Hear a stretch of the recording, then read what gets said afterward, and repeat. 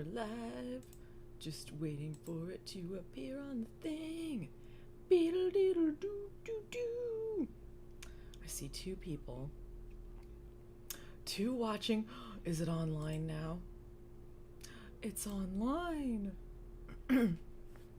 Just waiting for some people. Oh, one watching. Someone left. They were like, no, thank you. Hi, Cryptic Monster. Hello. You're the first comment. Look at you. So special. So I'm just waiting for like a few people to show up. Hi, guys. Hope people are doing a little better than yesterday. Yesterday was not a great day for a lot of people. Yeah, hopefully we get to Modelland. When are we going to get to Tyra Banks Dumbledore? We know it's in there. We know it's in there because it was in the America's Next Top Model challenge. Maybe that was supposed to be the big lady in the sky, whatever she was called.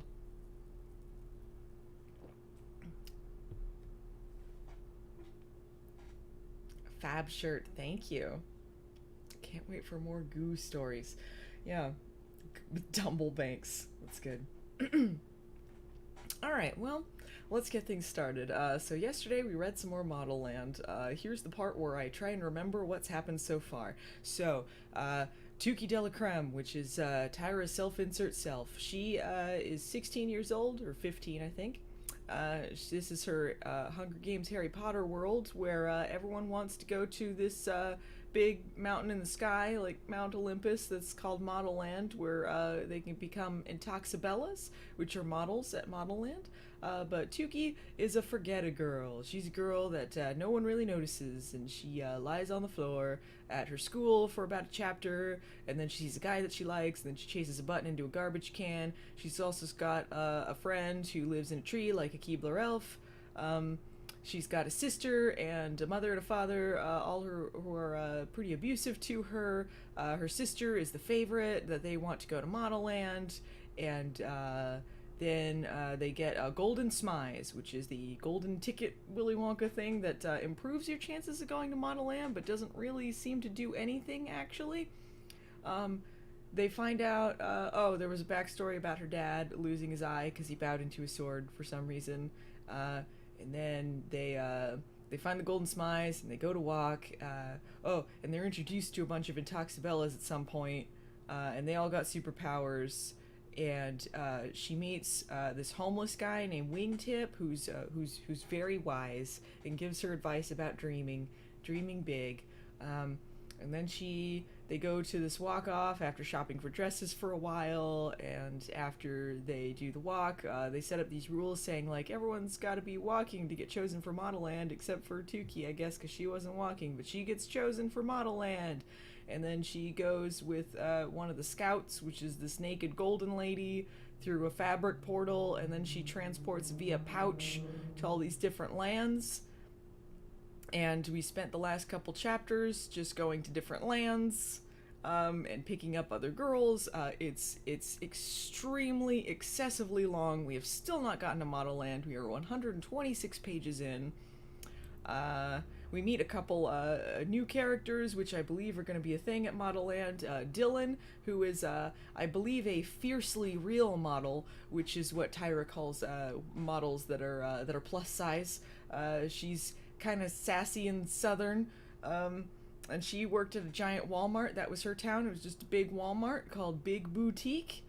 And then they go to a land that's just candle-based, and the candle-based land is called Can del Abra, and they speak a candle-based language that you can't read because it's just a bunch of umlauts and accent marks and shit that Tyra just went and it came out. They speak Labrian, that is their candle-based language. Shiraz, I believe, is the girl that they picked up there, who is Funny Foreigner. That's her character, and that's where we're at right now. I think we have it covered. Hi, Cartoon Kelly. There's a super chat from her. It says, I'm here on time today. Thank you. I just summarized it for you, so now you know. Mm-hmm. Weirdly racialized. Yeah, all these, they're countries or towns or something. It might be they're supposed to be countries. I'm not really sure. All right, guys. Let's see if today we might do a live movie nights. I don't know, because I wouldn't be able to do clips or anything. It'd just be a vlog, right? This is the live movie nights of Modelland. Maybe I'll do a live makeup video. That might be fun. I don't know. Let me know what you think. Okay, let's start chapter 12. First Princess of Sans Color. Oh no, I think I know where this is going actually. Because I think I read, well, I know I read like a summary of some stuff that happens in this book at one point, and I think I know what character they're picking up here, judging by the name. That's stupid. So we have more, we have more random towns via pouch. Let's go. The pouch emerged into a sea of thin white strands. Excuse me. There's people outside making some noise. Some of them even entered the pouch, covering Tuki's head and drifting past her mouth. It tickled a little. Everyone started to giggle. What? The pouch emerged into a sea of thin white strands. Some of them even entered the pouch, covering Tuki's head and drifting past her mouth. It tickled a little. Everyone started to giggle. What is this visual? They're starting off with this. What are we gonna pop out of now? Dylan joked. A horsetail? Through the mesh wall of the pouch, Tuki saw a bear cave-sized hole and peeked in. Sticky, pasty gunk with peach fuzz was lodged inside. She frowned. I think we're inside an ear. Guys, this is what we're starting with? More goo, and they're inside an ear? Oh, I'm not even half a page in. How can we be inside an ear? Shiraz frowned. Ear of giant? That make no sense. This whole journey ain't make no sense, Dylan said. Then a loud scream erupted. Ah! The girls jumped and looked at each other. Was that you? Dylan asked Tuki. Tuki shook her head. Was that you? Dylan asked Shiraz next, but Shiraz shrugged. I'm hoping Shiraz doesn't talk very much. I really regret the voice I gave her, to be honest. Yeah, Shiraz is just the plant people. Otherwise, it's funny foreign voice. That's what they're going for. Another super chat from Cartoon Kelly. What is it with so much white stuff? I don't know. Got lots of white stuff. Thank you, Kelly. The pouch accelerated without warning, popping out of the sea of white. Behind them, Tuki saw a pale-skinned woman with long platinum locks screaming at the top of her lungs. She was also scratching her scalp and poking at her ears. Dylan squinted. I think Tuki was right. I think we just popped out of that gray-haired woman's head. Once again, the pouch emerged from the portal, giving the girls a view of a giant city in the distance. It was different from any city Tuki had ever seen. A clear, protective dome covered the entire metropolis. A city was laid out in what appeared to be a perfect grid and reminded Tuki of one of her algebraic graphs. Not a speck of dirt marred the city streets. The most modern high-tech buildings hovered about 2 stories above the ground, allowing pedestrians and vehicles unobstructed passage beneath them. Tube-shaped elevators zipped up, down, and side to side and diagonally on the structure's exteriors. So one town is candle-based, or one country, or whatever it's supposed to be, is candle-based. And this is just futuristic, and people have no skin pigment. That's why it's called sans color. Is that... Like, it seems like this one, if you lived in sans color, you would have, like, more than just, like, candles for your economy. Like, it seems like they were thinking ahead on this one. I don't know how this world works.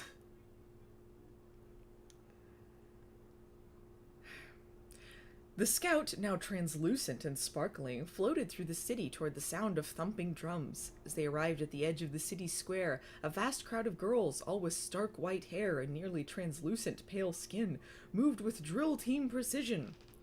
Tukey, Dylan, and Shiraz scrambled to the walls of the pouch so they could get a good view. Ooh. Tukey gasped. Sans color, she whispered. She'd only read about it in books. It was a place that few ever got the chance to experience. So it's a town full of albinos named Sans Color? That's what it is. It's what it is. Sans Color what? Dylan asked. Oh, color is what tripped her up. Sans Color, Tukey mumbled, unaccustomed to people asking her direct questions. Oh, 'cause she's such a forget-a girl. About 800 pale-skinned girls wearing different types of blue uniforms and caps marched in formation. Or are they like, at that French school in Harry Potter where Fleur goes? Like, they have those blue uniforms, right? And the blonde hair.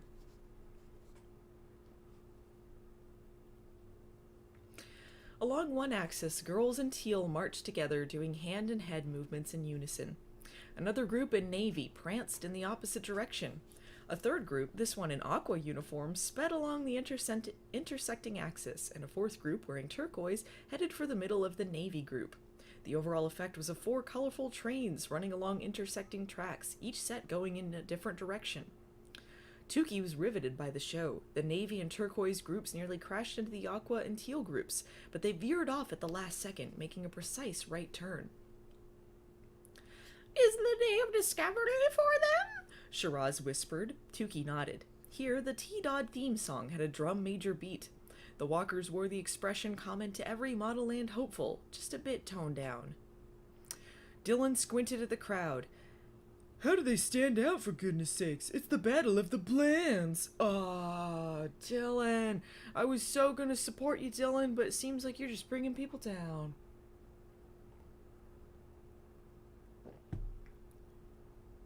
It's been racist. I think she doesn't really describe anyone's race. It's true. There are people that are very, ethnicity coded, that you can infer some things, but it's not really clear on some people. The only one I really know for sure is that Tukey is supposed to be black because she's supposed to be Tyra. But everything else is kind of up in the air, but a lot of these things that are based on different countries and races and stuff like that can be inferred as racist depending on the stereotype level. It's up to interpretation. Yeah, stereotypical and coded, yeah. So I'm not sure if it's offensive per se, just not very creative or good. Mm-hmm.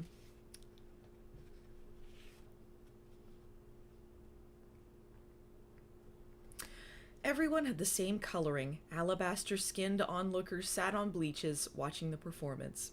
A brigade of pale, white-blonde soldiers stood at attention. Okay, the Nazi parallels. You're hearing this, right? You're hearing this, right?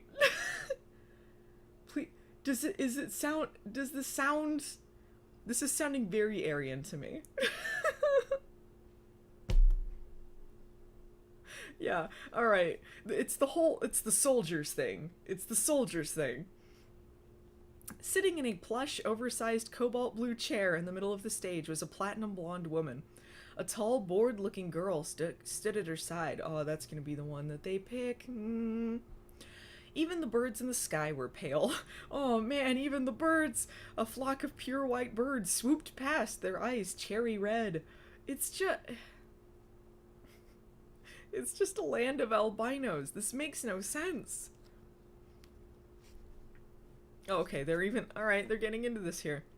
Everybody here sick? Shiraz whispered. No, they have albinism, Tukey whispered back.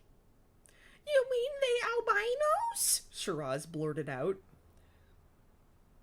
What are we doing? What are we doing? Tukey was pretty sure it was rude to call them albinos. Is it rude if they are? Is it offensive? Is it offensive to say albino? Like, because they weren't saying it in a derogatory way. I feel like that's the proper term, right? Maybe calling them albinos like racist to sans colorants or whatever. Whatever. Tuki was pretty sure it was rude to call them albinos, but she kept her mouth shut, not wanting to be seen like a know-it-all.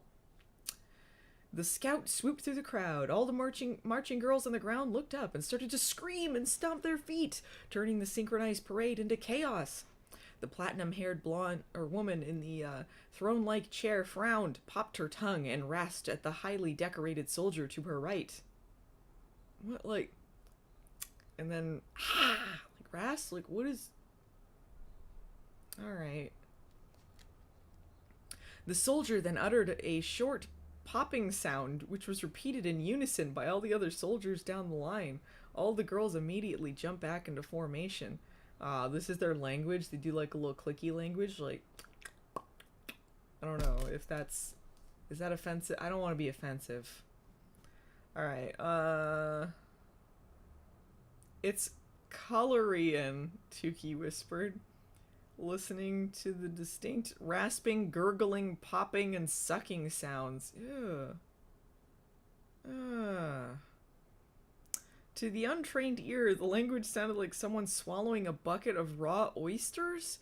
But to Tuki, each sound was beautiful. Every language was. So, like, this sucking... Swallowing a bucket of raw oysters, like... Is that what this... Why?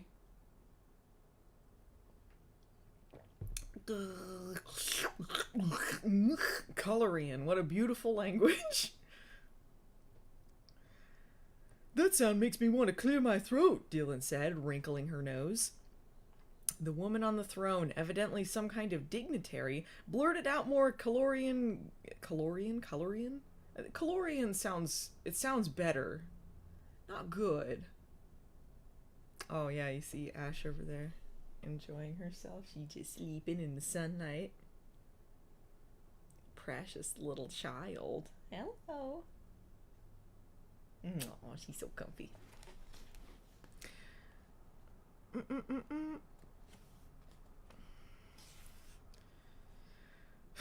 The woman on the throne, evidently some kind of dignitary, blurted out more Colorian gurgles, slurps, pops, and rasps, but this time to the scout. Tuki was a little rusty with Colorian, but she could understand well enough. I am the Prime Minister of Sans Color. This is an occurrence we have been awaiting. A chosen one from the Sans Color at your Modelland might prove to be an effective ambassador for us. What's that woman saying? Shiraz murmured. Sorry, I don't speak gobbledygook, Dylan said. Racist. She's Colorian racist. I can't Dylan's the worst, right? Can we agree Dylan's the worst? Everyone's awful in this, but, well, alright, maybe the mom's a little bit worse with the abuse angle, but Dylan's pretty bad. Alright. Actually, I do, Tuki said, and then translated what the Prime Minister had just said. The girls goggled at her, hanging on her every word. The woman continued, and Tuki translated. So am I supposed to be reading Tuki translating, or the woman? I don't know. If you can guarantee safety for whomever you choose, you may select anyone who declares herself willing. That is my pledge. The scout bowed to the Prime Minister, and the crowd cheered. The tall, bored-looking girl who had been standing behind the throne stepped out to get a better look at the scout. She had keen, bright, rose-colored eyes and an intense expression that made her appear highly intelligent. She probably was, Tuki thought. All people from Sans Color were supposed to be off-the-charts geniuses. Slowly, the scout scanned the hundreds of girls in the procession, then floated over the Prime Minister's head and landed in front of the bored-looking girl. Oh, how did I call it? She's the one that they pointed out? Who stood poised like a statue. The scout extended her bejeweled hand. The crowd gasped even louder. The Prime Minister whirled around. "Not Piper!" she shouted. "Oh, Piper! Piper! Piper Halliwell!" What does this have to do with me and my children? Leo! Not Piper, she shouted, in a vein in her pale forehead glowing blue-green. Guardians! The swords aimed their weapons at the scout and the pouch. You cannot take her, The Prime Minister declared, standing protectively in front of the girl. she is my daughter. Oh, not the Prime Minister's daughter. Oh. Uh-oh, Dylan snickered. We're in the middle of a royal mama-daughter showdown. Shut up, Dylan. The scout bowed respectfully and turned away to scan the crowd of other pale tea daughters, but the girl ran around her mother to face the scout. Madam, please do not listen to my ridiculous mother, the Queen. The girl rolled her eyes. I am Piper, first princess of Sandscolor, and I have rights. I hereby accept admittance to Modelland. Piper's mother hurled a menacing popping sound at her daughter. Menacing. How do you do it menacing? Menacing popping sound. I will not allow you to go to that mindless school on the mountain. Tukey translated. What? Come on now. See, nobody wants this. Another super chat from Mobius. Whatever happened to women supporting women? Yeah. Stupid Prime Minister. Thank you. Another from Cartoon Kelly. That Piper voice for this one. Mm-hmm. Gotta do that Piper voice. Thank you. Mm-mm. She said all that with one sound? Dylan said. Before anyone could stop her, Piper grabbed the scout's hand. Suddenly, the pale girl was in the pouch, too. The Prime Minister's face twisted with shock and fury. Fire! She yelled. Oh my god, they started a war! Modelland started a war! What? It can't be worth it. For what? Just to model? Come on, guys.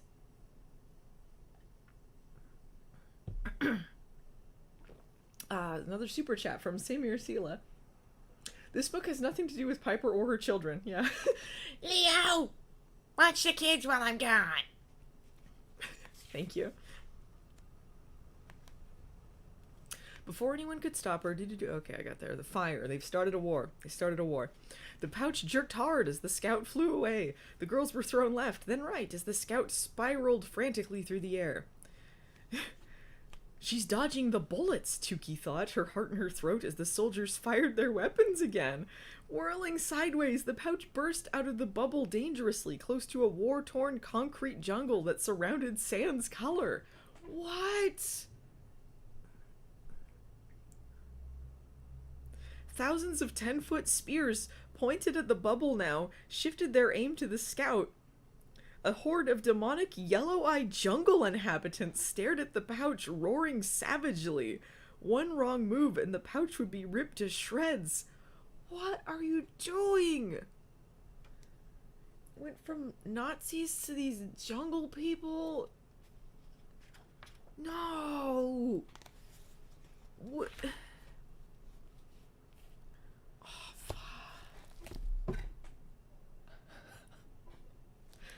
Alright, I read the first line.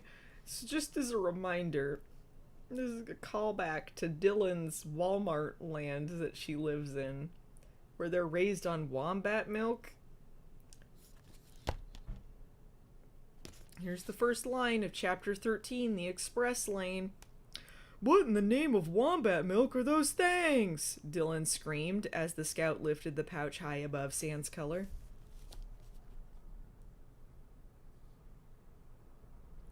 What? I don't... What do you even say? What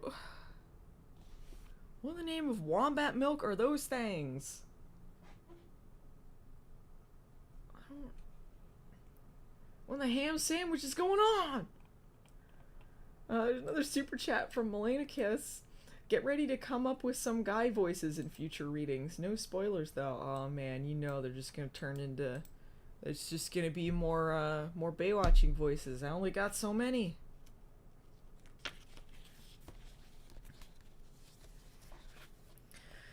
Piper, who was huddled on one side of the pouch away from the others, covered her eyes and shook her head violently. The She stammered. The Legizards? What? What is this word? The Les Gizzards. What is it? Is that a play on something again? I'm missing her dumb puns. She keeps doing puns or allusions to things that I don't get. The Liguizamos, yeah. The Les Gizzards, Tukey guessed. She'd read about them in the only Calorian history book at the Peppertown Library. The creatures encircled the sand's color bubble, desperate to get inside. They can't reach you here. They can't reach you here, she said, speaking in Calorian to Piper. We're safe. You know my language, Piper said, switching to English. Impressive and rare. What's your name? Tukey lowered her eyes. Her name's Tukey, Dylan spoke for her. She don't talk much, but she knows what everybody else is saying, no matter what the language. Those things, the gizzards? Shiraz widened her big brown eyes. Big balloon over your city to keep the gizzards out, yes? Piper nodded. Yes, the bubble protects us from the sun and the gizzards. They live outside Sandscaler and thrive off of Calorian sweetbreads.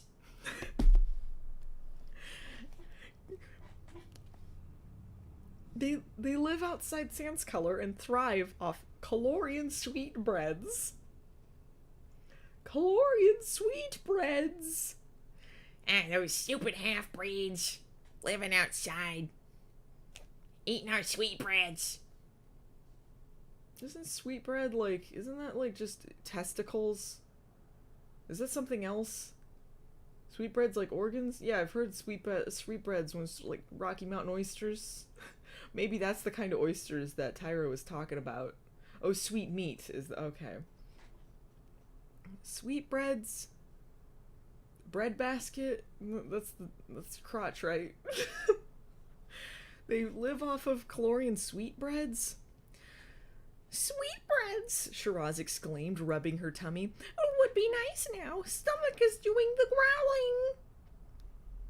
Think less pancakes and pie crust and more pancreas and thymus glands, Piper stated with a shiver. Ooh. Hundreds of Calorians have been butchered by the gizzards, including my father, although my mother, the queen... At this, Piper rolled her eyes. We all know that she's the queen. Lies to our people and says he succumbed to a deadly dermal disease. Deadly dermal disease? Yeah. They live off lactated poison! Another super chat from Cartoon Kelly. Sweetbread is brains. Oh, okay. Alright. They're just eating the organs of the Nazi people. The Nazi albinos. Okay. Tukey's mouth made a small O. Dylan and Shiraz fell silent. My papa died too, Shiraz volunteered. Really? My daddy passed when I was a wee little thing. Dylan looked off into the distance. Piper turned to Tukey. What about you? Is your father alive? Your father dead or what? It's me, Piper. Tukey thought about Mr. De la Creme. I lost my father too, just recently. Remember, she found out that biologically she's not related to her father. And he wanted to send her off to the orphan factories. I didn't make that up. You can't make anything up in this book. It was, in a way, true. The four of them had at least one thing in common. Then Piper straightened up and gave Dylan a close-lipped, narrow-eyed, strangely striking glare. For a moment, as the light caught her, she looked like a muse in a painting. I see you staring at me. Dylan looked caught. My people have little to no melanin in their skin, hair, and eyes, Piper explained in a clipped voice. It makes us susceptible to excruciating sunburns and various terminal diseases, not to mention stares from people like you. I'm sorry, Dylan blurted out. Yeah, right. Piper turned away. Seems very Piper. Samir Sela, another super chat. All these daddy issues. Tyra, why? Yeah, I do want... What happened with her dad? I've never heard anything about her dad. I'm gonna take a wild guess here. Let's see if I'm correct. I'm gonna say later in the book they're gonna find out that all of them have the same dad. That's why they were all chosen, because he was like sleeping around with a bunch of ladies, and then they're all sisters. That's what I'm gonna guess. And that's why they were chosen. Tuki couldn't bear more fighting. So are you really, a princess? She asked, changing the subject. Piper turned to her. A small smile formed on her pale face. Not exactly. I just call myself that to annoy my dear mother. She's an elected official but acts like a queen. I actually campaigned for her opponent during the election. Really? Girl, you got some guts. Dylan applauded. The pouch pops out into a windy, thunderous sky that swelled and dropped dramatically. The four girls looked out every side of the pouch to see if they could tell where they were. Thick fog covered the ground below. Voodoo-style drum beats sounded from the ground. Voodoo-style. In the distance, they saw what they thought were the Modelland gates. A wide expanse of bright orange and red flame shot from the top of the mountain. Are we finally fucking getting there? 134 pages in.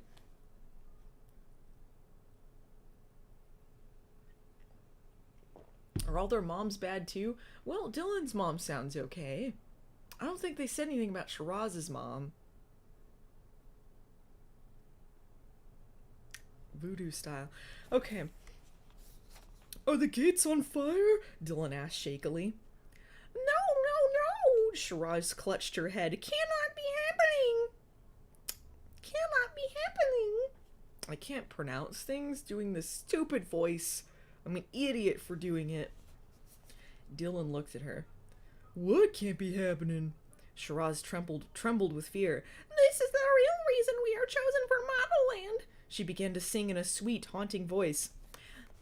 On the day of discovery, when the new recruits arrive, a plan of debauchery, where all but four survive, deformed and defectives, they torture and connive, till no bones are connective, they blaze the four alive.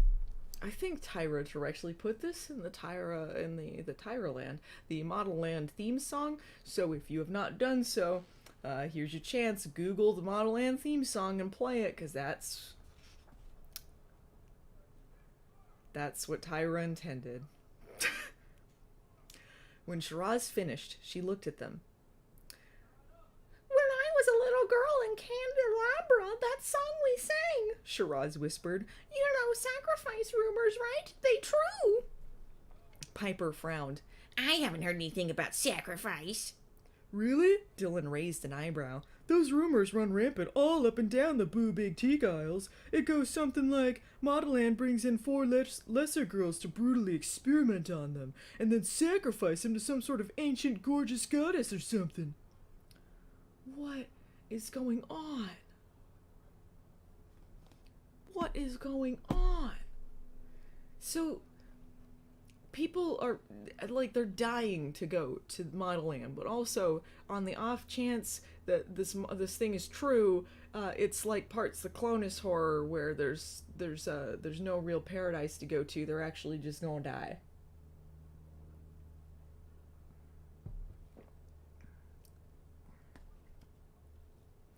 Shiraz nodded frantically. Yes, exactly that. So, you believe we're this year's fresh meat? Piper asked. Yes, Shiraz squeaked. For a crazy-looking girl in sack. They will burn us in ceremony. A loud thud echoed through the pouch. Dylan had fainted. She was now flat on her back, a ghastly expression frozen on her face.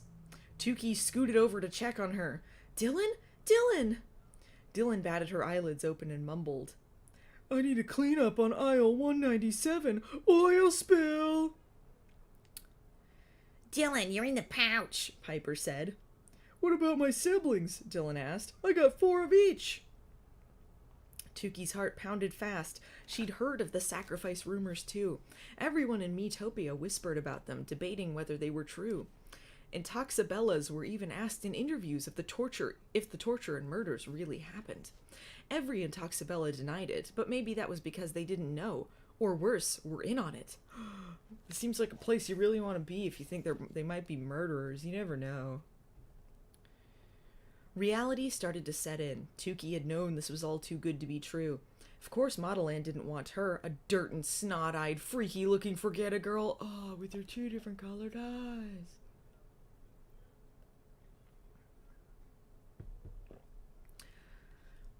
Look! Piper screamed, pointing at the diabolical divide.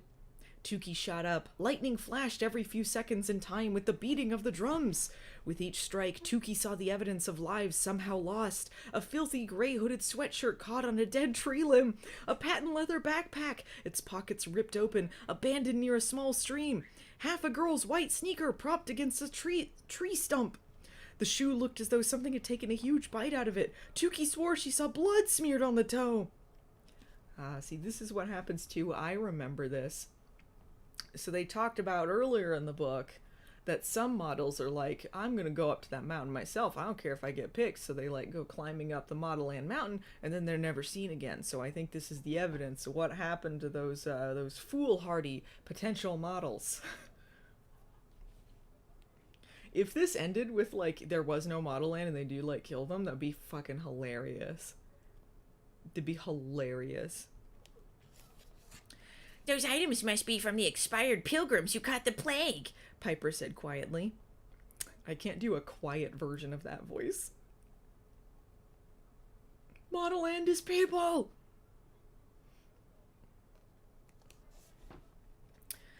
Expired? Dylan shook her head.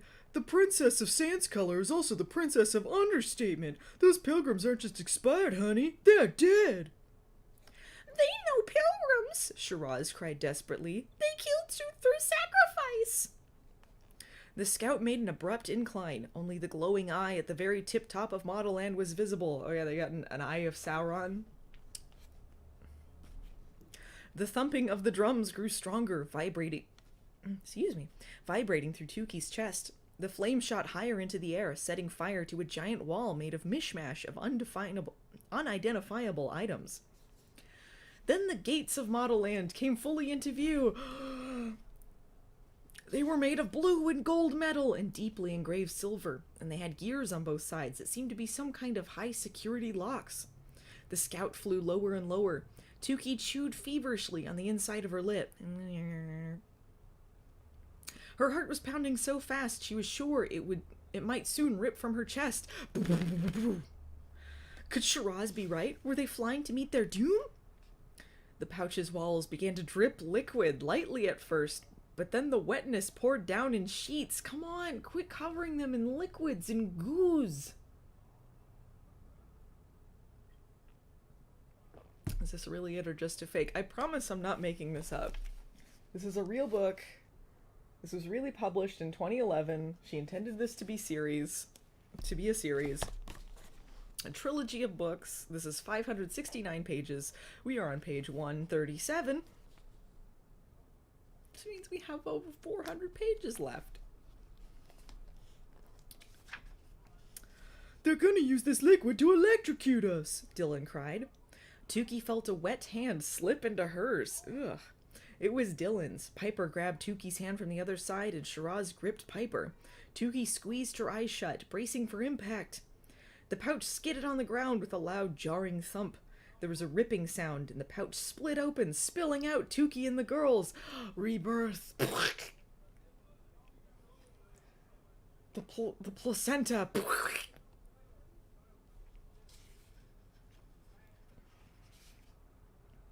Tukey leaned down and grabbed the empty pouch in a panic, rummaging through it, trying to locate the scout. But the fabric remained lifeless in Tukey's arms. The scout was nowhere to be found. An immense umbrella appeared out of nowhere and plopped into the middle of the pouch. Oh, thank God, Piper said, grabbing it and holding it over her head. Surely to block her sensitive skin from the sun's rays. Oh. Suddenly, the strange voodoo drumming stopped. The silence was deafening. The girls looked around. They were in a large clearing atop green grass. Tukey ran her hands over the green and in the dim light realized it was not grass, but fine fabric. Fine fabric grass. Now what we Howdy-do, Shiraz whispered.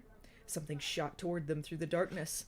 When Tuki's eyes adjusted, she saw a tall creature with a head shaped exactly like a human hand, with 4 fingers and a long thumb.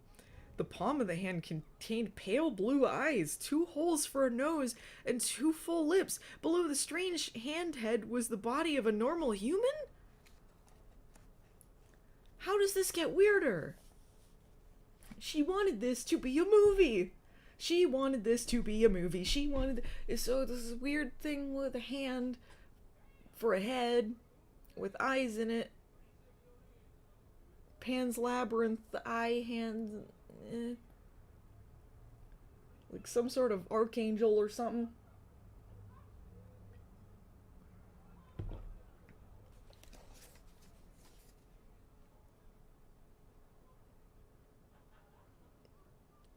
What? Alright, this is the hand talking. Talk to the hand, ladies.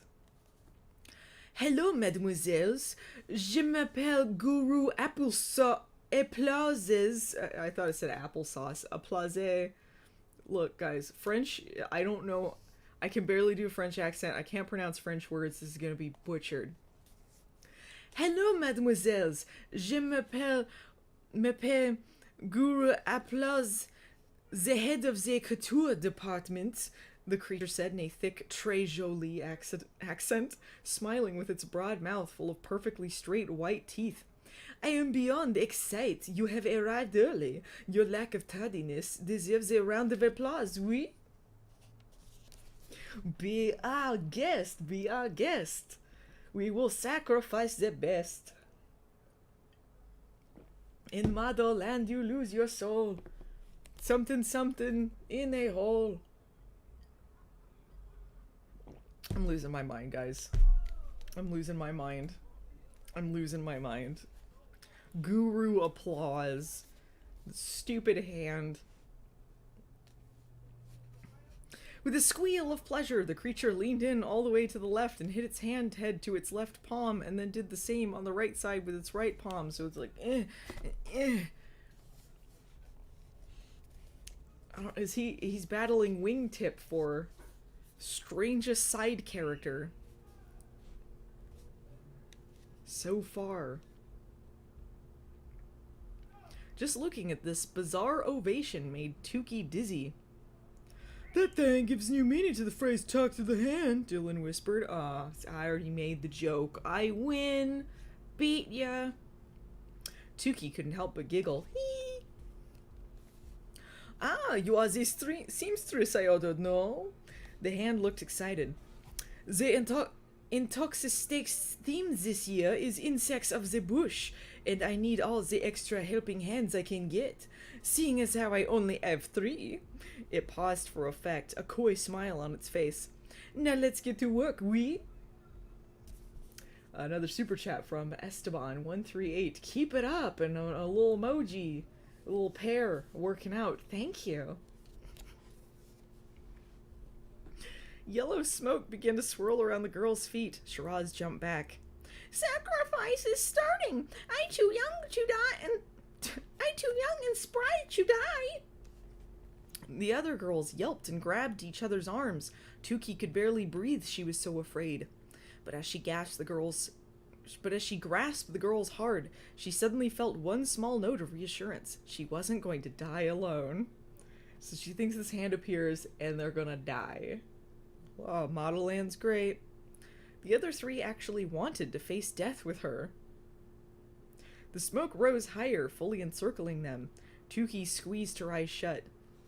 At least I had an adventure at the very end, she told herself. She could feel the hot flames on her cheeks. The smoke tickled her nostrils. Oh man, page 139. Are we finally entering Modelland? There's another super chat from Doggy Love. I love listening to this craziness, but I have no patience for reading it myself. Thank you for suffering for us all. You said it right yesterday. Oh, thank you.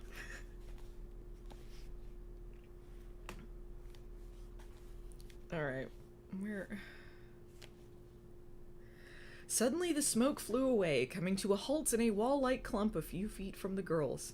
Slowly, the cloud wall reassembled, forming a door of black smoke. Are they not in yet? The door flipped open. Behind it was a black chamber full of angry, swirling wind. Tuki's hair blew backward.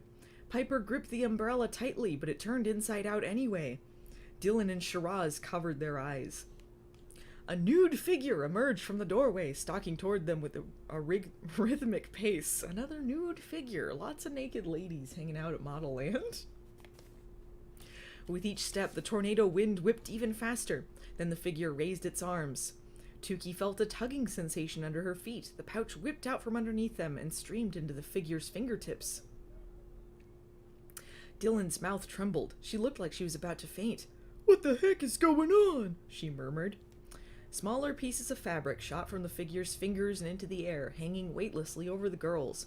The strips of material tumbled and lashed around their heads, ripping and combining violently into undergarments of every color and fabric?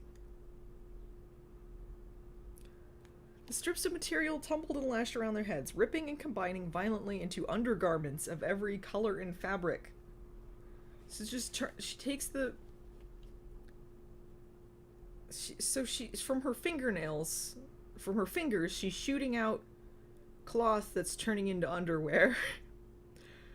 Again, I gotta remind you, this movie. She wanted this to be a movie. I got 2 super chats. One from Losties Girl. Any thoughts on doing audiobooks as a side job? I don't know. If people want me to do it, sure. Never thought about it, but yeah, right. Is it good money? Another from Robert Scruggs. This couldn't be contained in one film. It could work as a horror miniseries a la Stephen King. The nonsensical rambling Hulk Hogan. It's a beautiful thing. Hulk Hogan?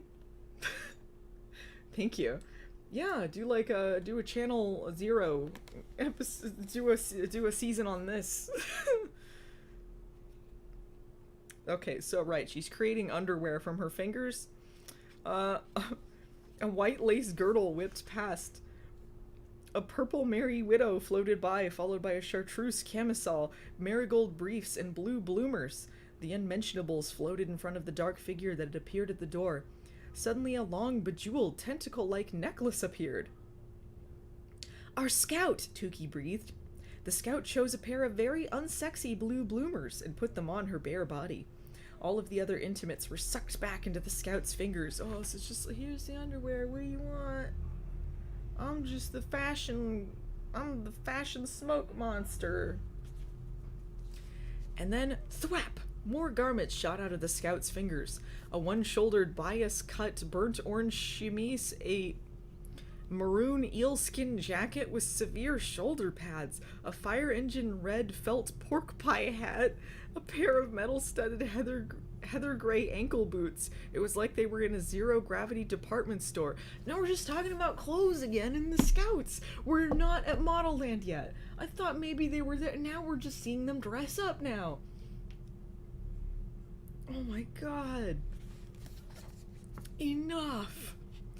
The items spun around and around. The Scouts' jeweled appendages acted like hands and arms, moving the choices around into unconventional ensembles. When the jewels had settled on a preferred selection, they thrust the winning selection onto the Scout. The remaining choices were sucked up into the Scout's fingers once more. Shoo! The Scout was left wearing a plunging white V-neck blouse with so many odd angles to it, Tuki couldn't quite figure it out. A high-waisted, corseted blue indigo we're not even... See, now we're just talking about the final outfit. They were just talking about outfit potentials. Now this is the final outfit.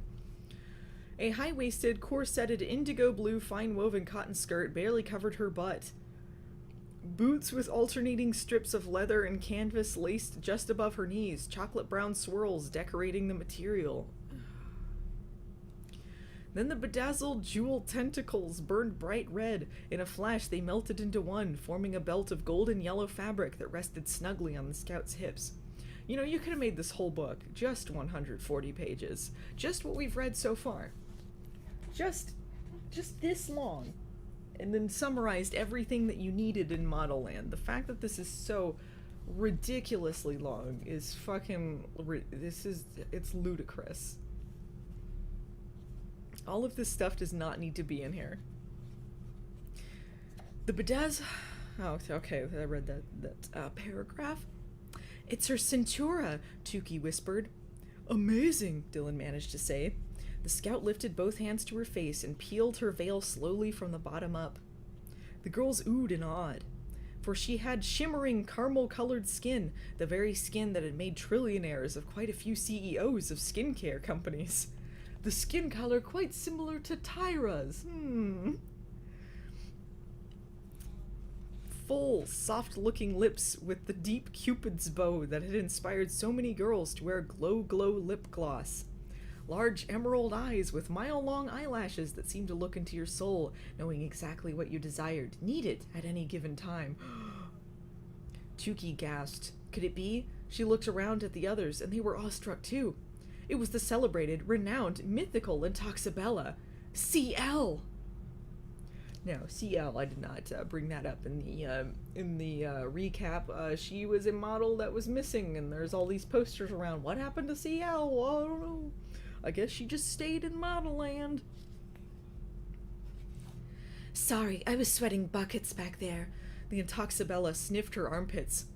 Yuckity yuck! I totally forgot to put on my sweat stopper this morning. I'm a girl who can't skip a day, if you know what I mean. Oh, this is just supposed to be adult Tyra is what it is. It's just supposed to be adult Tyra. That's what she's like. Oh, I'm so relatable. This is what Tyra thinks is relatable. If she does stuff like sniffing her armpits, she does that kind of shit on like her talk show, or she did, and all this other shit. Yeah. You're, Dylan stammered. The most distinguished, Piper began, but was too stunned to finish. The CL, Shiraz summed up. Tukey gaped, feeling completely unworthy of having a conversation with a creature so regal and divine. CL, the last 777, a real 777, with all 7 Intoxabella powers, was the one who had taken them to the ends of the earth. I don't recall this coming up, that, like, there's only 7 powers for the Intoxabellas, and she has all 7 powers. Whatever.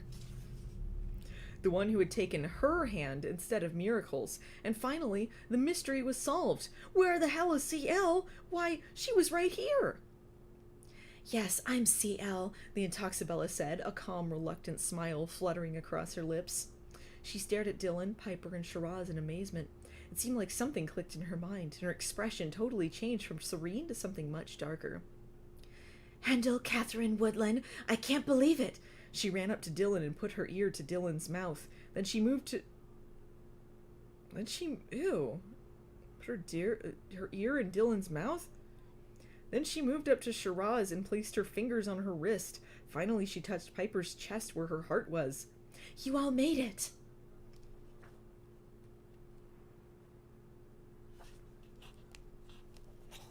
The 3 girls looked at each other confusedly. Huh? CL noticed Tukey and coolly extended her hand. Her welcome was far less enthusiastic. Excusez-moi, Guru Apples... I keep wanting to say Guru Applesauce. Guru Applause stood behind them. I hate to break up this party, but j'ai besoin des seamstresses. CL, thank you for transporting them so swiftly. I will take them now. CL shielded the girls protectively. With all due respect for the world of handmade couture, as well as for you, Guru Applause, these young ladies are not dressmakers. They are tastemakers of tomorrow, Bellas of Modelland. The girls exchanged a shocked glance. Bellas? Everyone knew that was the Modelland term for students. So they weren't sacrifices? Another super chat from Richie's Radio Room. Love you, Allison. Thank you.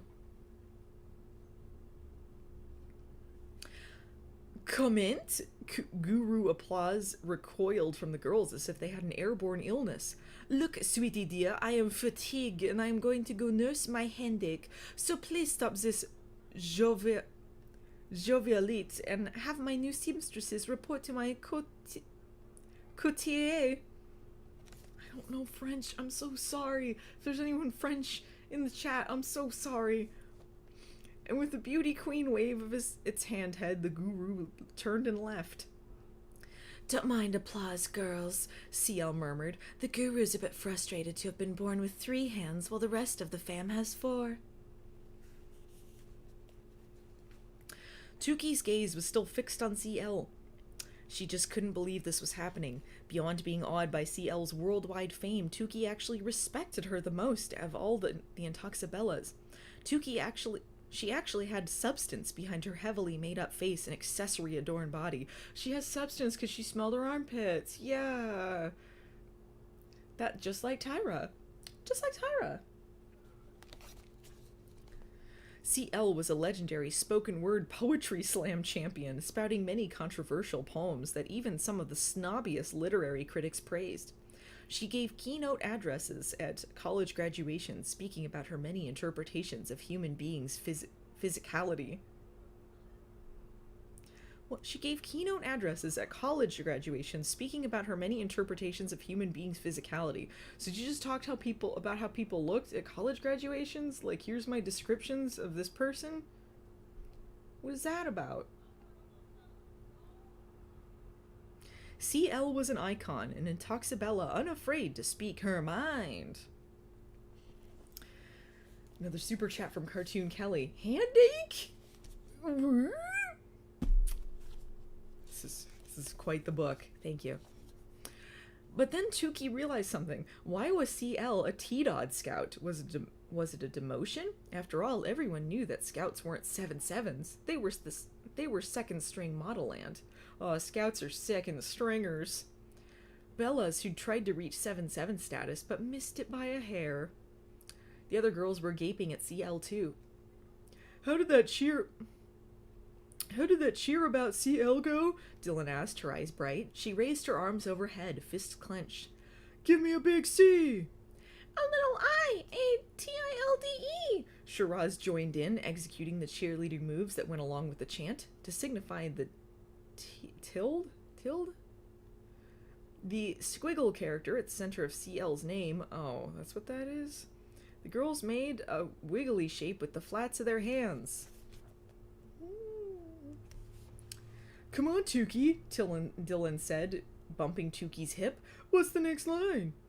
Tuki bit her lip, still feeling shy. I think it's throw me a lanky, lanky, lanky long L. She remembered the rhyme from the playground of B3. Atta girl, Dylan whooped. Simple and clean, no, but not a tongue twister. That's the way you spell CL. Please stop, CL said flatly. Oh my god. Oh my god. I very much relate to this. That's the most relatable she's been.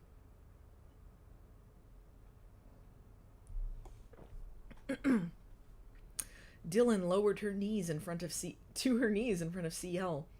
I've recorded all of your speeches and poems. You're so powerful.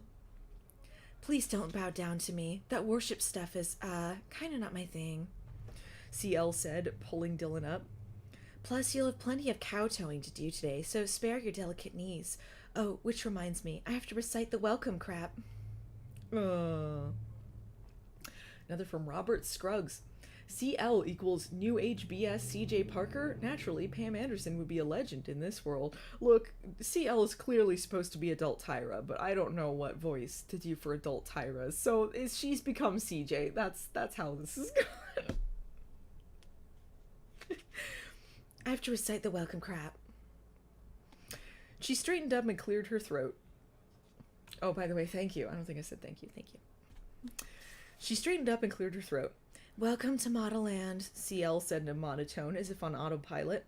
You Nova Bellas are among the chosen few, but your place in the land is not promised. It is yours to earn every day, every minute, every second. CL trailed off. Ugh, you know what? I can't recite that mess with a straight face. Besides, you'll hear it all again momentarily from a stone bitch. Ooh, getting sassy. The Intoxibella then started to scratch her arms and legs.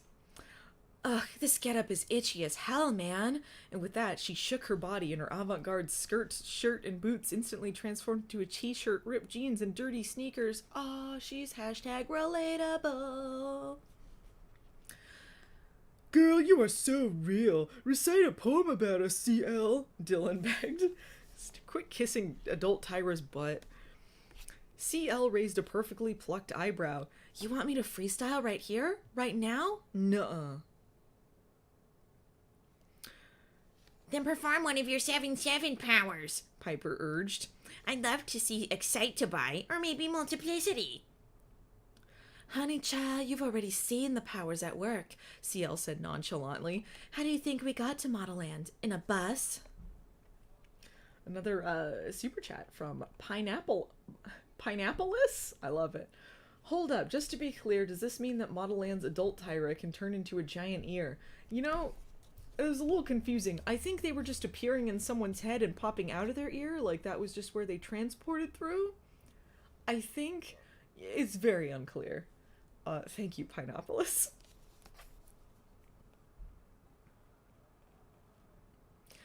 The teleportation and flying, Shiraz cried, thrusting her chest out and stretching her arms behind her in a V.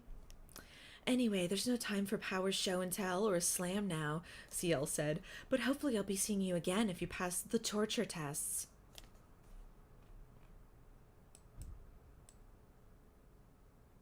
Excuse me, just catching up on the chat. Okay. Tukey swallowed hard. The torture tests? What did that mean? CL turned... Are they in Modelland? Or are they just outside of Modelland? Is this how they get in the Modelland? I don't know. CL turned for the smoke door. The winds and swirling dust had subsided, revealing the colossal wall the girls had seen from the sky. It was a mash of antiquated musical instruments, ragged slices of art canvases, clothes and outdated accessories of seasons past, and an immense assortment of architectural pieces. Marble arms and legs jutted out from the bulkhead, making it difficult to stand up too close. Beyond stood the carved gold blue and silver Modelland gates. Not in Modelland yet. They are outside the gates. Not in Modelland yet. The 8 immense gears were at each corner of 2 gigantic doors. The gears were connected to steel arms, literally arms with forearms, hands, and fingers, that crossed in the center of the 2 doors, holding them tightly in place. I got another super chat from Cartoon Kelly.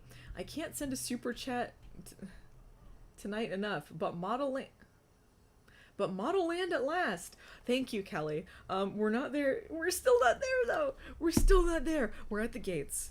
We feel we're in the home stretch of reaching Modelland, but not of Modelland the book. Still have quite a ways to go. Thank you.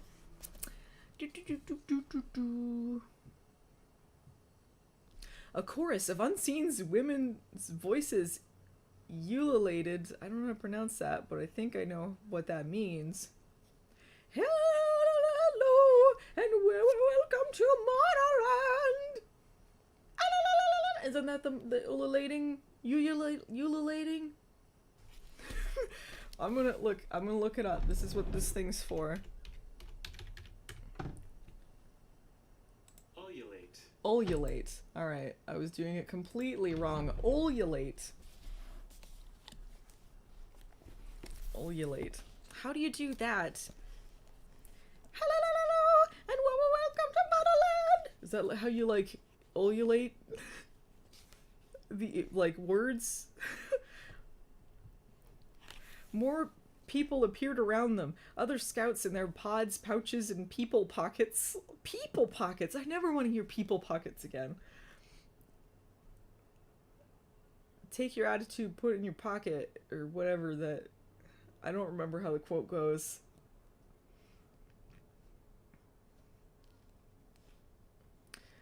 People pockets landed on the soft fabric grass. CL led Tukey and the others to a line of new Bellas standing in front of a peculiar mosaic-tiled face. Its features seemed to shift depending on where you were standing, much like looking in a funhouse mirror. To the left or right, the face looked distorted and terrifying, but when you stood directly in front of it, the face was three-dimensional and breathtaking. What we do here? Shiraz asked. This is where you register, CL explained. The girls watched as an ash-blonde Bella approached the mosaic face. VK of Norden's Fee, she said, referring to an icy land. I get what they're doing with Nordenswee. Nordenswee. Nordenswee. Nordenswee. That's what they're doing. Nordenswee. That's what she called it. Nordenswee. Kremlingrad. Candelabra. At least Candelabra is not really based on anything. It's just candles. It's not based on a real Nordenswee. The mosaic face abruptly sprang to life, its bulbous eyes opening. Validated! It yelled. A green light appeared, a striped barrier lifted, and VK advanced to a holding area beyond the gates.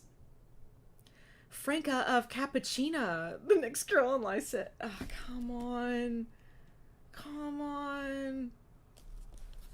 Yeah, Nordensvie, Kremlingrad, and England.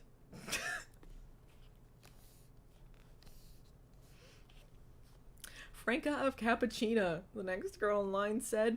Authenticated, the face deemed. Franca joined VK. Camelina of Chakra, said a girl wearing an intricately embroidered chartreuse wrap dress made of endless yards of the finest silk. I get what they're doing there. Chakra. One arm was full of gold bangles, and her eyes were decorated with a smize, which fluttered every time she blinked. It's alright to use real countries. It's understood that this is a fantasy book that doesn't exist in the real world. You don't have to have... Like, you can just say they're from India, or Norway, or what, Cappuccina. I don't know. Was it supposed to be Italy?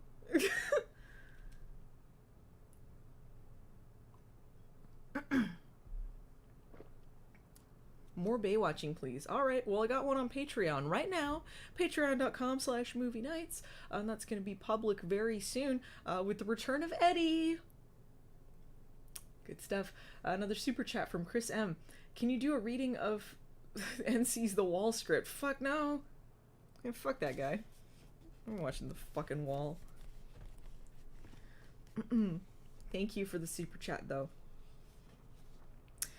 Authenticated! Oh, okay, no, I'd already read this part.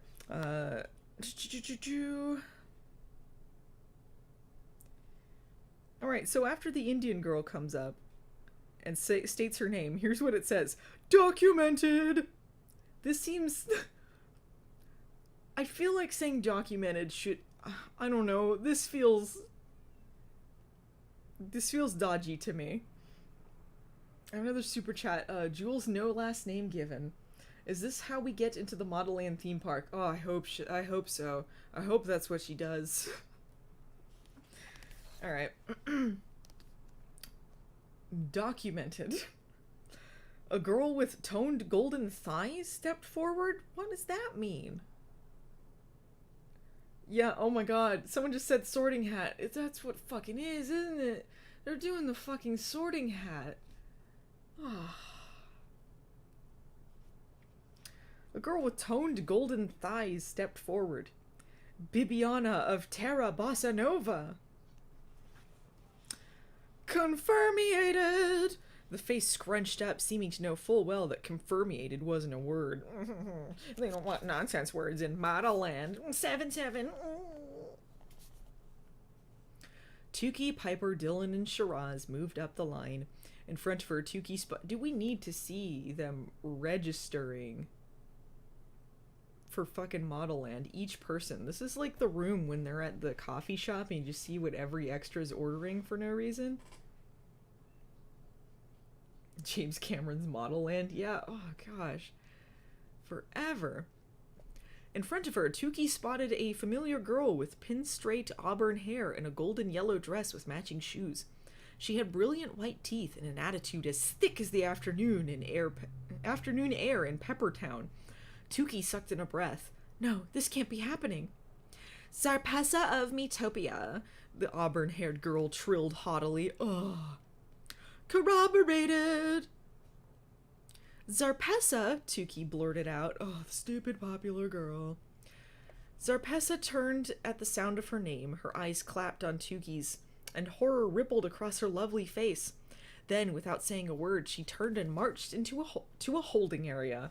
Oh man, they're going to a holding area. You know, that sacrifice could still happen.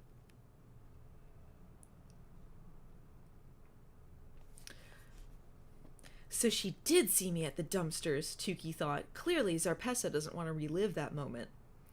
A few more girls passed on through, one of them a tall, raven-haired girl wearing too much makeup and a sequined miniskirt that was hacked all the way up to her butt cheeks. Ugh. Nothing but two giant faux diamonds covered her chest. Chaste runnings from Bignette, she lilted seductively into the mosaic face. She shimmied a little, showing off her round, pert butt. Then it was Tuki's turn. Tuki from, Metopia, she whispered at the mosaic. The fact she called the place where her younger self lives Metopia still gets me. It still gets me. Louder, the face boomed. Tuki, Metopia? Peppertown? She said a teensy bit louder. The face paused. Here it comes, Tuki thought. The revelation of the day of discovery, administrative error. The painting smiled awkwardly and yelled, substantiated. But it didn't sound so sure of its decision. That's gotta be rough, right? That's like when the girls who went to the modeling institute on Top Model got rejected via screen when they put their hands on there. That's gotta be a rough way to go. Before the face could change its mind, CL ushered Tuki into the holding area. Then CL walked back to the face, leaned down, and whispered something into where its ears would be if it had any. The other scouts accompanying their Bellas stood on their toes to see what the famed 777 and Toxabella was doing.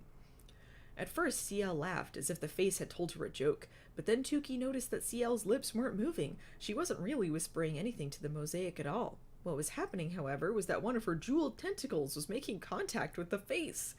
A surge of sparks traveled from the tip of the tentacle to the mosaic's mouth. The face looked temporarily stunned. All of its tiles were suddenly scrambled. This is like the Avatar, when they touch their little things together and they're having sex.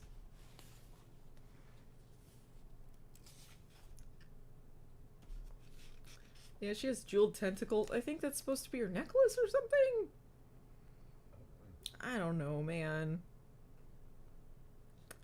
Shiraz, Dylan, Piper, commanded CL. Come up here, now. Shiraz approached the face. Say your name, Shiraz, CL urged. Shiraz from Vindicated, the face trilled before Shiraz could finish. So she's just clearly like cheating the system and everyone's just letting it happen. Like she's just being super obvious with it. Then CL yanked Dylan up to the face. Name, CL insisted. Dylan from Predicated. CL pushed Piper forward and positioned her dead center. Speak now, CL barked. Justificated. The tiles fell back into place. The other Bellas stepped up. Not even noticing anything was amiss, CL shoved Piper, Dylan, Shiraz, and Tuki into the holding area. She pushed them so hard Tuki tripped over her big feet, nearly tumbling to the grass. Dylan helped her up. What was that about? Dylan whispered to Tuki. What, don't you like the express lane? CL snapped harshly, but then winked. Wink! Tuki stared at her, puzzled. Was CL on their side or not? The last of the new Bellas marched into the holding area. Tuki counted 100 girls in total. She also kept a running tally of the number of smizes. 6. The 7th was Miracles. She was supposed to be here, not Tuki.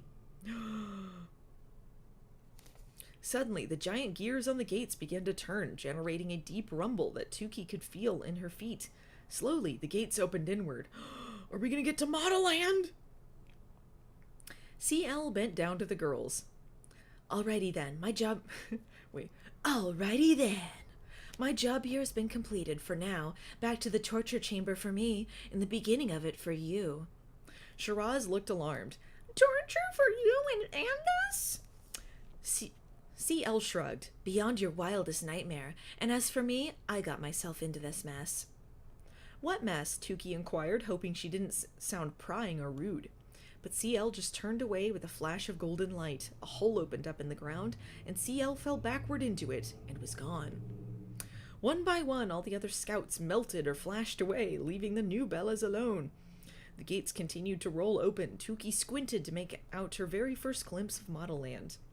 Through the still narrow slit, she saw that it was like nothing she ever could have imagined. Modelland! 150 pages in. We've at last arrived. Another super chat from Mobius. Terry Gilliam's Modelland, right?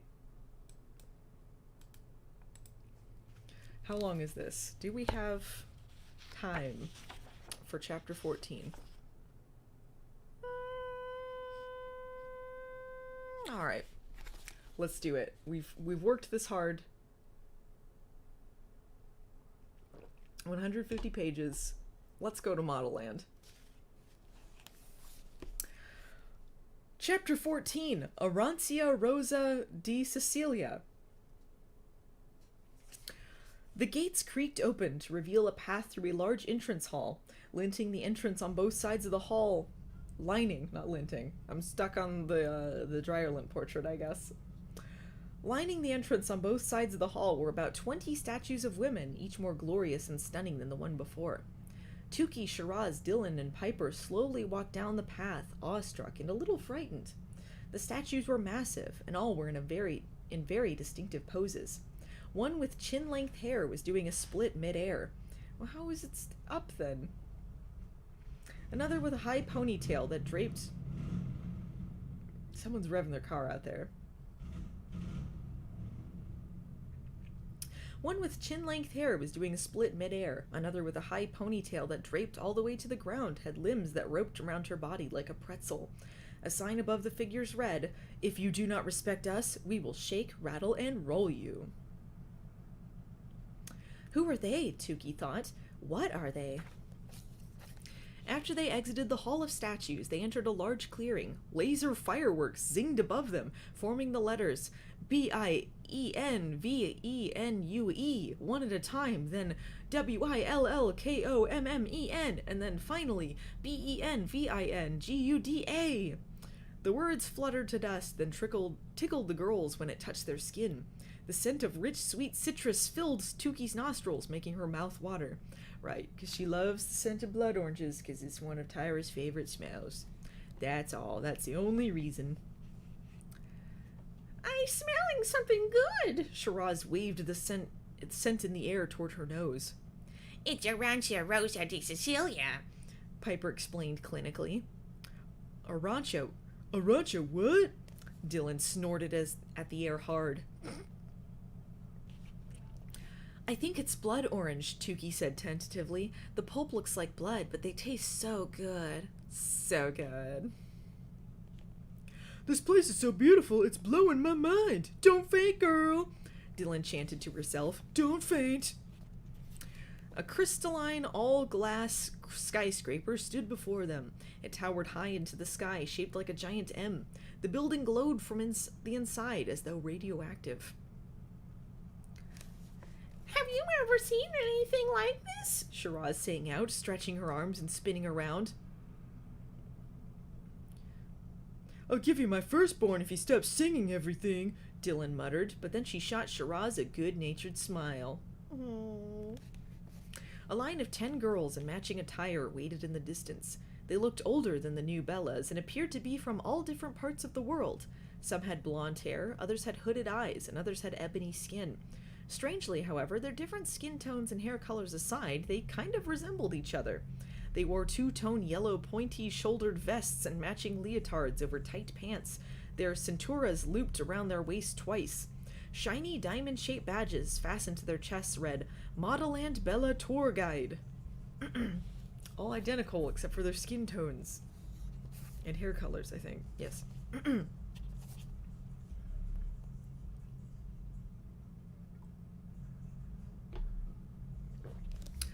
The troop of uniformed girls surveyed Tukey, Dylan, and Shiraz and Piper as they neared, shooting questioning looks at each other. The question was obvious. What are those four doing here? They're the ugliest girls in Modelland. I'm wondering that myself, Tukey thought nervously.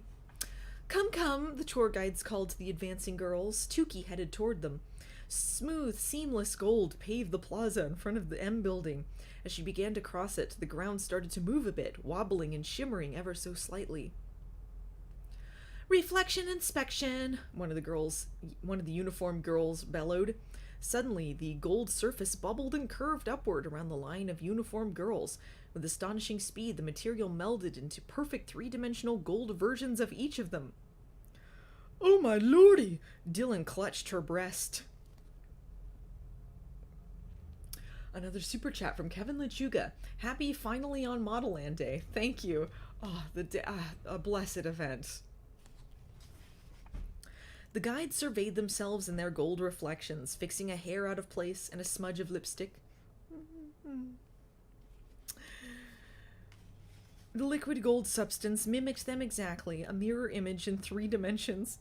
Then the guide's reflections quickly dropped back into the ground, which reverted to a flawless, smooth, caramel-colored surface. Another super chat from Elizabeth M. This is not Modelland's next top best friend. You know what? I wish that that Jada was in this. Or was it Jade? The beautiful biracial butterfly? That's what she called herself. I wish she was in this book. Maybe we can imagine. Thank you, Elizabeth.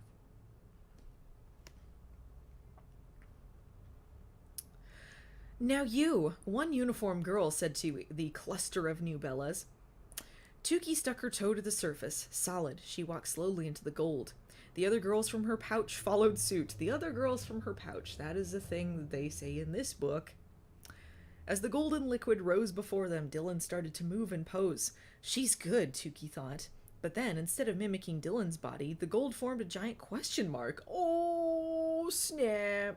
Modelland rejecting them. They don't belong here. They're too real. They gotta shatter the beauty standards.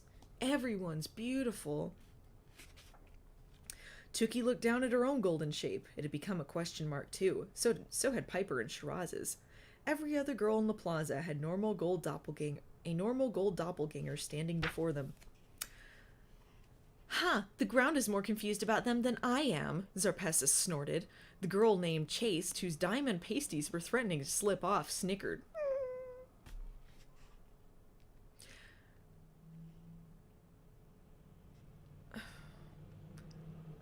I've never seen the reflection pool use punctuation before, said a girl behind Tukey. Tukey and her 3 pouch mates spun on their heels. Behind them stood a strikingly beautiful, incredibly tall girl wearing the 2-tone leotard uniform. She had long, shiny, reddish hair with lots of bounce in body, dark brown almond-shaped eyes that turned up in a friendly way, and a smile on her face that made her look as if she were on the verge of bursting into laughter, the kind that laughed with you, not at you. Alright, I guess that's the voice I'm going with. Excuse me, the pretty girl said. I'm looking for Tukey de la Creme from Peppertown, Metopia. She had a Bay Jingle accent. I don't know what the fuck a Bay Jingle accent is. That's me, Tukey said shyly. The pretty girl squinted, perplexed. You're Tukey? You look, well, anyways, hi. I'm so happy I found you. She thrust out her hand. I'm Zhen Zhen. It is my destiny to be your Modelland Bella tour guide today. Then she smiled slyly and whispered, well, maybe not exactly my destiny. I swapped my group for yours. But hey, destiny's what you make it, right? I mean, you flew here in CL, didn't you? I had just had to meet you. I'm kind of obsessed with her. In CL? So they were supposed to be inside her with the fabric? I thought it was just a pouch she held, but the pouch is like part of her? Like, was it literally like a kangaroo pouch that she carried her in? She carried her in a kangaroo pouch? I'm sorry, I'm very cute. I thought it was like Santa Claus, like she was holding a pouch with her. I misunderstood severely what was happening. So her weird kangaroo pouch is what filled with like white goo all the time and all, like, but it was made of fabric, so she had a fabric pouch? I'm sorry, what is... Oh... And then they came out of her like she was birthing them or something? What the fuck are you doing? Modelland? What the fuck are you doing? Before Zhen Zhen could finish gushing, Guru applause, oh good, this fucker's back, which was passing in a rush, yelled, Zen, their authenticity and originality are très important to couture, as they are to identity. Return your cheveux to its color of origin, or you'll be removed from Bella tour guide duties. Zhen rubbed her forehead and blinked, as if she was creeping quickly toward a panic attack. But I look best with this color. Guru Applause's head reddened.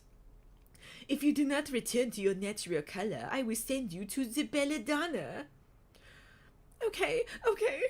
And then Zhen hair morphed from soft reddish brown waves to pin straight waist-length coal-black hair parted down the middle. Ugh, I hate when they make me change my hair back, she said morosely.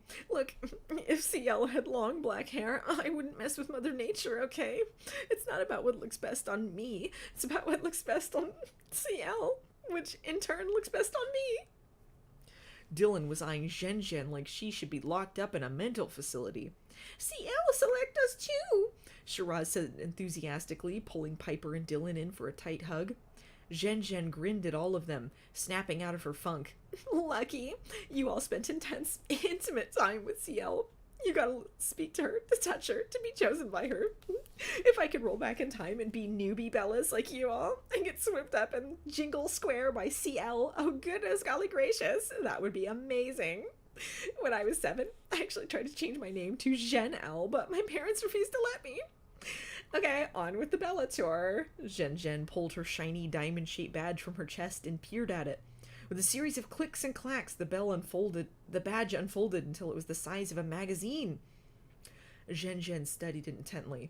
So, Tuki, I've got your name here, but your buddies aren't on my list. That's weird. She rubbed the surface of the card as if that would somehow make the names appear.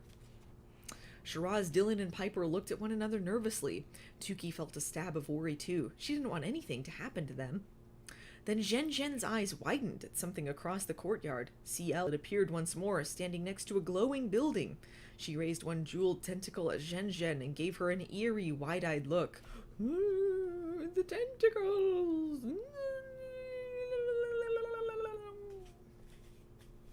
I'm losing my mind. Wait a minute. Zhen held the card out. There are 3 new names here. Dylan of Big Big Teak Nation, Piper of Sandscolor, and Shiraz of Candelabra. Look at that. The girls let out sighs of relief. Tuki wondered if CL had something to do with it, but she couldn't think about it for too long. When she looked up again, you couldn't think about much for too long. This book. When she looked up again, Zhen was halfway across the courtyard, leading them over to a group of new recruits.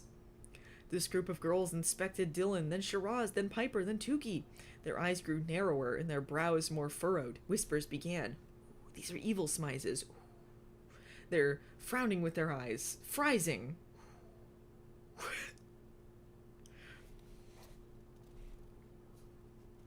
Oh, sister, we are getting bitterballed by those girls. Dylan muttered. Bitterballed. Like balling them, eyeballing them. Bitterballed.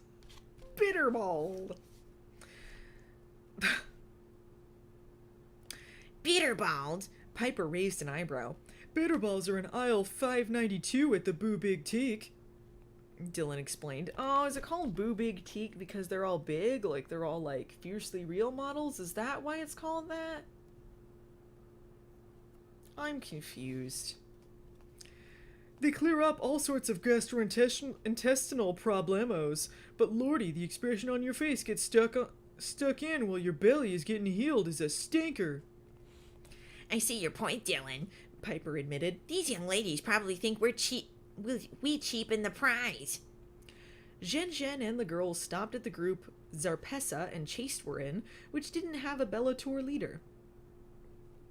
I'm head tour guide, Zillan said, and I'll take you 2 groups from here. Stay with me. I wouldn't want you to get clawed on your first day. She laughed nervously. Clawed? Tuki wondered. Zhen led the girls down a long crescent-shaped path toward the left side of the M building.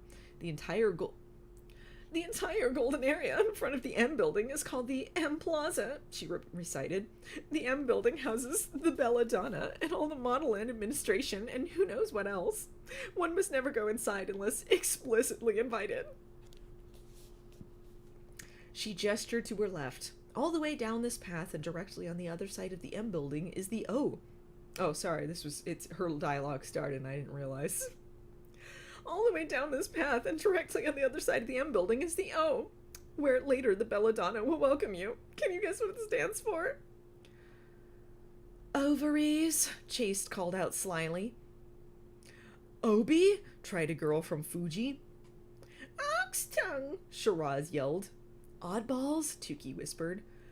No, Zhen grinned. The O is for... She drew it out, pausing for effect. Opera!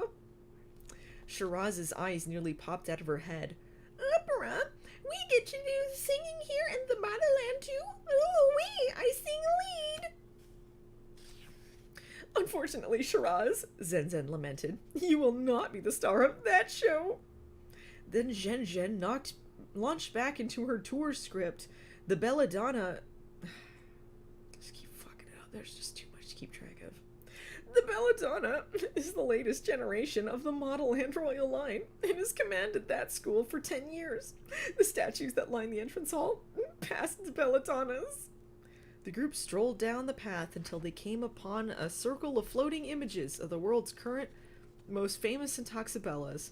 There was a special section for the newest 7/7s, the ones Tukey had seen at the demonstration the other day. Evangelinda, Simone, Sindisi, Limora, Katucha, Bev Joe, and Exodus. I've been told that all of these names are takes on famous supermodels that are friends of Tyra. There you go.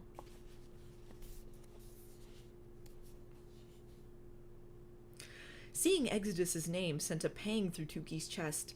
Our escape plan. Lizzie. What was she doing now? Where had she gone? Why, that one all staticky, Shiraz whispered, pointing to one. Maybe I can fix it, Piper suggested. Who is it? Zhen bit her lip. It's my glorious and most magnificent CL, but I can't speak about why her image is fuzzy. It hurts my heart too much. Tukey and the girls looked at each other. Please tell us, Tukey said. God, don't you know anything? Oh, sorry, this is a different one. God, don't you know anything? Zarpessa piped up, catching up to them from the back of the group. CL went rogue. My colorist aunt's sister's grandfather's daughter knows her, and she said CL lost her mind trying to beat to her own crazy drum. Oh, she was trying to be too unique. Oh, not in Modelland. We're going to learn a real lesson with this book. Zhen winced. Oh, please don't say it like that. But Zarpessa breezed on, enjoying knowing something the others did not. And my uncle's daughter's best friend designer buddy told me that the reason CL is back at Modelland is because she's being punished for being off message. Chase looked impressed at Zarpessa's knowledge. All the girls in the group chattered with this new bit of gossip. Tukey's ears burned with the sounds of different languages swarming around her. Words from Kwaito, the land of safaris and tribal dance, filled the air. Kwaito, the land of safaris and tribal dance. I wonder how they're punishing her. Phrases from Tulip, the land of windmills, engulfed her. Do you think she'll lose her Intoxibella status forever? The two girls muttered in Pyramidian? Come on! You just put the word pyramid to make it Egypt. Has CL truly lost her mind? Chase snorted. CL's gone loony. She brought them here. She gestured to Tukey and the others. Bitter balls for sure. Got blue bitter balls.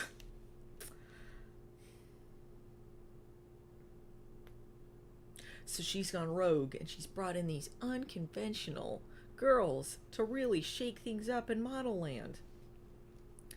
Enough gossip, Zenzed said angrily. She bolted ahead of the group, holding herself stiffly, and turned down a narrow sidewalk off the main path.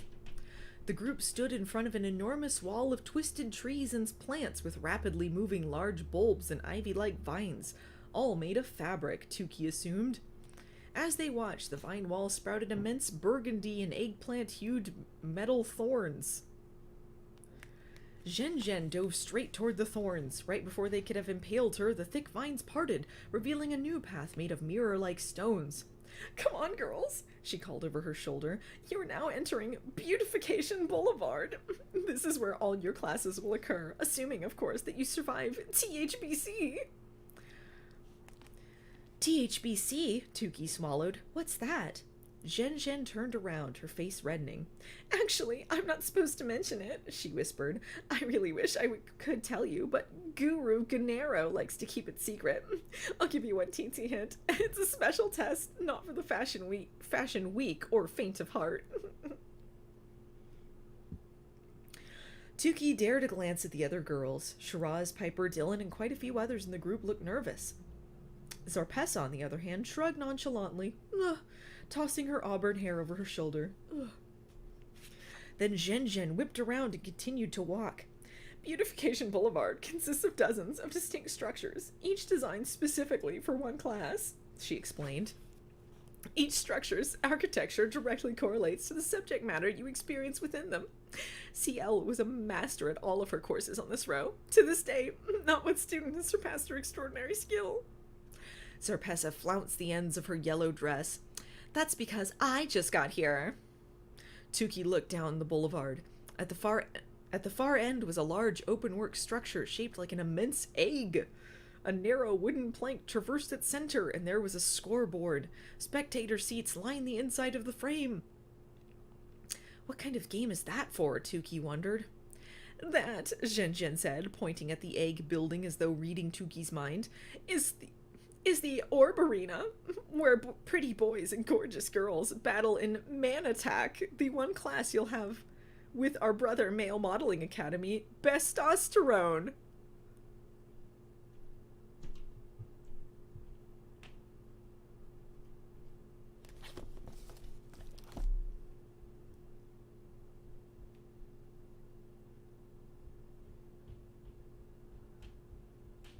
What?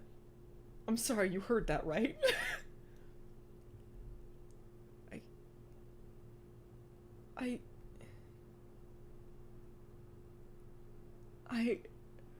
So, first of all, Swerve Modelland. They introduce, this late in the game, a sister, or brother academy, if you will, of male models called Bestosterone.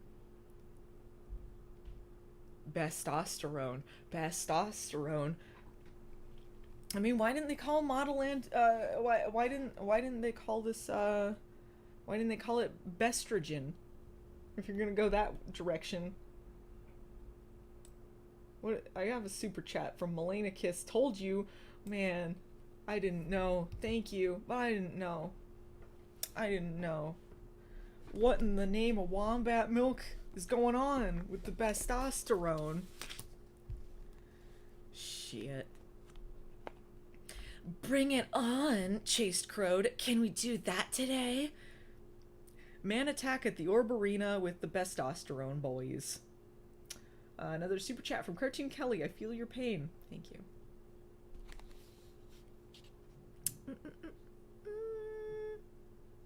"No, we never know when Man Attack will happen," Zhen said. "What does this have to do with modeling?" "It's always a surprise. And anyway, girls, males are accessories at Modelland. Don't ever forget, we're the stars, not the boys. Yes, they do some modeling stuff, but basically we have them here to work for us, build our buildings, provide security and eye candy, that sort of thing." Oh, but they have a modeling academy. Is it just their accessories in Modelland, but in the model academy for boys they're not? I don't know. Tyra's really going to break barriers for men in the modeling industry with this. They continued down the boulevard, passing more fantastical and unique structures. A windowless plaid cube about the size of a department store balanced on the very tip of one of its corners. To the left, Tukey saw a ship bobbing on a body of water that seemed to appear from nowhere. Through the round portholes, she could just make out a class in session. A group of girls stood in neat, even rows, making bizarre faces in unison. Doing the blue steel. That boat building is where Kara class takes place, Zhen Zhen explained. Tuki wasn't sure if she should feel excited or alarmed. She'd never been on a boat before. The only opportunity to go on the water in Metopia was on a yacht in Ladorno, but only the rich got to do that. Then Tuki swiveled around and stared in the other direction down the boulevard, fixing her eyes on an immense octagon-shaped course broken up by high walls, gravel pits, flamethrowers, ropes that whipped indiscriminately, jutting corners, sections of runways, and, of all things, spinning dance floors. As if that wasn't confusing enough, thumping trance music began to pump loudly from the space. Shiraz started bopping to the beat. Dylan smirked. You really can't help yourself, can you? Tuki watched Shiraz, feeling a familiar pang. Shiraz's dancing reminded her of Miracle, but then Shiraz was much more pleasant to be around. So what is that place? Tuki asked Zhen Zhen after the impromptu dance party had ended. It looks like an obstacle course or something. You're very close, Zhen Zhen smiled at her. The final year Bellas, that would be me in my class, train on that course for the 7-7 tournament. Dylan raised her eyebrows. I didn't know the 7-7s actually trained. I thought it was just about who was the prettiest. Which certainly wouldn't be you. Oh, sorry, that was different. I'm sorry, Zhen Zhen. Which certainly wouldn't be you, Zarpessa said under her breath. She's the Draco Malfoy of this story. I can choose my own friends, thanks, Zarpessa. The prettiest, Zhen Zhen giggled, addressing Dylan's question. Oh, Dylan, haven't you seen that pretty here is just a commodity that every girl is easily exchangeable for the next Bella? There's so much more to the question. There's so much more to the equation. That makes a little more sense. Equation? Equation? Piper looked excited. If it deals with mathematics, especially algorithmic statistics, I'll be an immense help to you all. Zarpessa rolled her eyes. Where did CL dig up this idiot savant? She whispered, loud enough for everyone to hear. Chase giggled. There's no need to worry about the 7-7 tournament now, Zhen Zhen assured them, ignoring Zarpessa. You're years away from competing. Then Tuki noticed a girl wearing a long, flowing giraffe print gown and 5-inch leopard heels running the 7-7 course. She dodged the flames, nimbly cleared the walls, expertly walked the runway upside down, and gracefully performed a dance routine before disappearing into the waterfall. So in this world, like, what use are the 7-7s and the Intuxabellas and all this? Like, why are they dodging stuff? Why are they fighting? What's the purpose?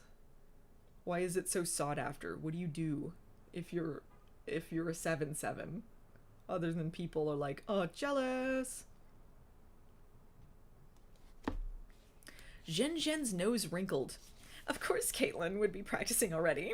Why aren't we aren't supposed to start until 2 weeks before the 7-7 announcement. I should report her. Zhen Zhen checked the timepiece on her wrist. Oh goodness, golly gracious, I have to finish fast. She started walking again. This is only one section of Modelland. There is much more that you will be allowed to experience firsthand should you survive THBS. Oops! Or THBC. BS is what I think of that. Oops! She clapped a hand over her mouth. Pretend I didn't say that, okay? Whatever THBS is, whatever THBC is, I can't imagine all of us surviving it. Zarpessa simpered viciously. Eyeing Tuki's crew. Then Zhen Zhen motioned for all the girls to the group except Tuki, Piper, Dylan, and Shiraz to gather together. The girls did so, eyeing Tuki and the others' snarky confusion. I have one last piece of knowledge to share with you. Zhen Zhen leaned in close. It's about Catwalk Corridor. And technically, I'm not supposed to warn you about it, but when CL used to give these tours, she always broke the rules a bit and warned the girls. So beware Catwalk Corridor. You never know where it may appear. It's nothing stinging antiseptic and a tetanus shot can't fix, but still, it can give you a fright. Tuki's stomach roiled with dread. Then Zhen Zhen giggled nervously. Really, a Catwalk Corridor isn't half as bad as the ugly room. The ugly room! Catwalk Corridor and the ugly room. The ugly room. The ugly room. The ugly room. Best Osteron. The ugly room. You don't you don't ever want to get sent there. And then there are some of the natural dangers around this place. She leaned even closer, her voice dropping to a whisper. You all know about the diabolical divide, right? For sure, that's big and scary. No, no, no. Don't you dare enter it. And there's more than one way to get into it, so be careful. Rarely, like every few years, but too often if you ask me, the divide sends out fireballs and Modelland. Fireballs! Many years ago, a fireball landed right on top of the old 7-7 stadium. It burned the whole thing down, and a bunch of girls died. And screech. A piercing alarm cut off Zhen Zhen's tirade. Hordes of tour groups ran down the boulevard, stampeding past Tuki and her group in a blur of arms and legs. Zhen Zhen waved her arms around. That's the buzzer. Oh, run, girls. To the O. Back through the thorn bush. You know the way. Now. Shiraz took off instantly in a cheetah-like sprint. Piper was close behind her, her gallop precise and efficient, like she was speeding forward, but barely moving at the same time. Dylan followed, her run a sexy swagger run. Tuki had not yet moved. She felt stuck, compelled to observe, just for a moment. She considered her place in this place. The place every girl in the world wanted to be. The place that produced the only world-famous people on the planet. Where did she fit in here? From the looks of the nearly perfect bodies that ran ahead of her, minus the 3 misfits who accompanied her on the trek, she knew that she was living not her fate, but someone else's. Miracles. Tuki wasn't sure if she should just run and hide, or to catch up with the girls sprinting toward their destinies. Run! A kind-faced girl whose eyes were decorated with a smile and who wore a headphone contraption tapped Tuki on the shoulder. Come on, you can do it! It felt like a sign. Tuki lifted her right leg, then her left. She started into a run. 4 steps later, her large right foot got caught on the back of her left leg. She stumbled, suddenly airborne, then went straight down into a textbook. Tuki de la Creme fall. Oh, I thought literally she was falling into a textbook at first. Anything can happen. That's the end of chapter 14. 162 pages in. Well, that was certainly a journey today, wasn't it? Testosterone. I'm feeling quite exhausted. This was a lot to take in. Thank you everyone for coming. I'm gonna end the stream now. I'm gonna get a drink, another drink, and rest. This was quite a lot. What in the wombat milk, indeed. I don't want to be bitterballs about this. Thanks for coming, everyone. I'll see you around. We'll do another one soon after I finish a video. We will take a further journey into Modelland.